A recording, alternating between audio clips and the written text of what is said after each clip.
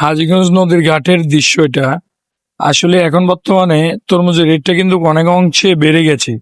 কিছুদিন আগে কিন্তু তরমুজ অনেক কম ছিল, আমরা অনেক কমে বিক্রি করেছি।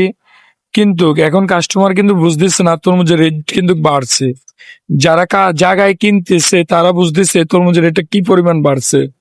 প্রায় শতে 10,000 ওই বিখ্যাত হাজীগঞ্জ নদীর ঘাটে। দেখেন এখনো পর্যন্ত প্রচুর পরিমাণে তরমুজ, এই দেখেন লেবারে মাথায় করে তরমুজগুলা তলা থেকে কিভাবে আনে। এই দেখেন আরেকটা লোক যাচ্ছে তরমুজ আনার জন্য ট্রলারে। দেখেন এই বছর এত পরিমাণ তরমুজ হয়েছে মাশাল্লাহ। এখনো কিন্তু প্রচুর তরমুজ আসতেছে। তবে আপনাদেরকে জানিয়ে রাখা ভালো, পয়লা বৈশাখের উসুল্লা দিয়ে এখন তরমুজ প্রচুর রেট। আগের থেকে শতে প্রায় 10,000 15,000 টাকা করে বাইরে গেছে।